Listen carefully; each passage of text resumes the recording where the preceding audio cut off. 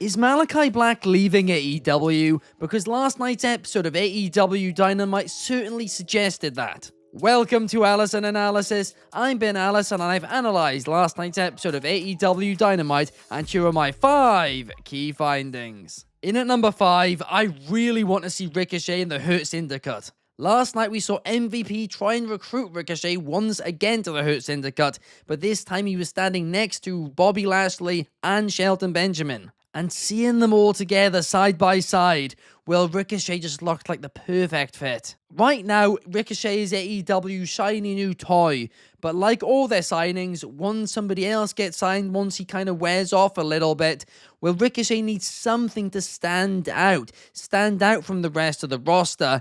And I'm going to be honest, I think a little bit of a heel turn, well, that could be it. He can still do all his flippy stuff, he can still be really flashy, but just adding a layer of cockiness to his character, where he just knows how good he is, I think that's all he needs, and him in the Hurt Syndicate with that character, it would be brilliant. And let's not forget, MVP has revealed that originally Ricochet was meant to be in the original Hurt Business, so seeing him in the Hurt Syndicate in AEW, well, it would make a lot of sense. And in at number 4, Chris Jericho's TV time last night was justified. As the fight without honor, well, it was truly a banger. We all give Chris Jericho a lot of criticism, right? But it's only right that we also give him praise when he deserves it. And last night, that 3 versus 3, it was awesome. It felt chaotic, the crowd was loving it, everyone in it looked great. And the spot where Kyle O'Reilly choked out Big Bill and they went through the tables, that was awesome as well. Out of everyone Chris Jericho has quote-unquote helped in AEW,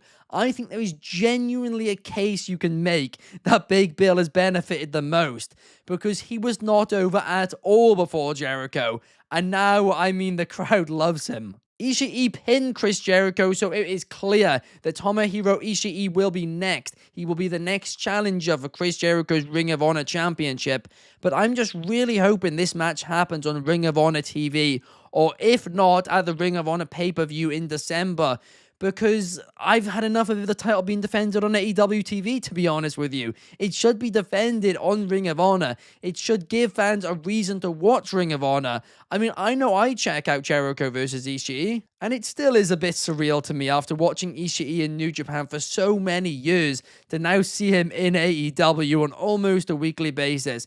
It's crazy, and I'd be up for an Ishii and Jericho match. But before we go any further, if you could like and subscribe, that would be massively appreciated. Here at Wrestling Republic, we do between 5 to 10 free videos per week. And in addition to that, we also have a daily live show every single day at 8 p.m. UK, 3 p.m. Eastern, and 12 p.m. Pacific that you can comment along live, and we show comments as well. So we really would appreciate it if you could like and subscribe. Thank you. In at number 3, Jamie Hayter is one of the best when it comes to hyping up a crowd. No matter what arena it's in, where in the world it is, how loud they were before her segment, Jamie Hayter always finds a way to get a reaction. And not only that, but keeps them involved throughout the match and at the end as well. She just has something about her where you can't help but just, start chanting or something. And that is a skill which is a rarity nowadays in wrestling. Genuinely, Hayter is such a star. I mean, I haven't really been a fan of her booking since she returned to AEW. I mean, last night her match against Penelope Ford, it was good. The story between them two, I've been okay with. I mean, the match last night definitely deserved more than 4 minutes. That was insulting to both of them. But for the 4 minutes, both of them looked great. But I still just can't get over the fact that we've just completely and utterly forgotten about the Jamie Hayter and Britt Baker storyline. Like, that is so big, you can't just forget about it. And I know there's some rumors on the internet, no idea if they're true or not, that they've got real life beef. But even if they do, put it aside, right? If you're in professional wrestling, if you're working in that business, you have to be happy to work with everyone on that roster. And if you're not, well, then it's a you problem and you shouldn't be in a job. It's a business at the end of the day, and when there's a storyline as big as that, you can't just forget about it. And I don't know what happened between Hayter and Britt Baker, but hopefully they address it very soon on AEW TV and make some money out of it. Because right now, I mean, whoever's deciding to not do this storyline, well, they're insulting fans. And if it was just a one-off, maybe I wouldn't be this frustrated about it. But AEW have just forgotten about so many storylines just because of backstage beef.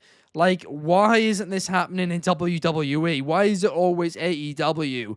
I mean, it's frustrating. In at number 2, the Death Rider storyline is really beneficial for AEW's younger talent. As the weeks go on, it's becoming more and more clear that Jon Moxley's new character, his new faction, isn't actually to make Jon Moxley relevant again, but instead to actually spotlight and put the younger talent in a main event position. And I love that. I have a feeling Jon Moxley was sitting at home a few months ago on his well-deserved break, and he was noticing the fact that more often than not, AEW youngsters don't really get that much time in the main event scene. So I think he thought of this storyline to do just that, to elevate them, to make them main event stars. And it's brilliant, and it's working. Already, it's made Wheeler Yuta feel more important than he has done ever in AEW.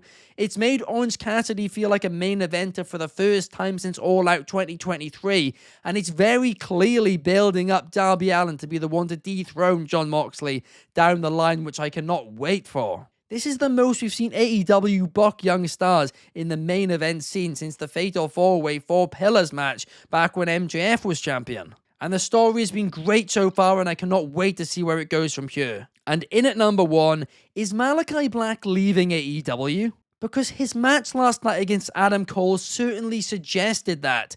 I mean, not only did Adam Cole kick out of a black mass, a move which usually is super protected, but also after the match, the two hugged and Malakai Black waved to the crowd. If this is the end of Black in AEW, what a waste. Seriously, this guy came to AEW in the middle of his prime. He was one of the best art characters in professional wrestling, an exceptional promo, fantastic in the ring. He was so different to everybody else on their roster. I mean, I thought it was a match made in heaven.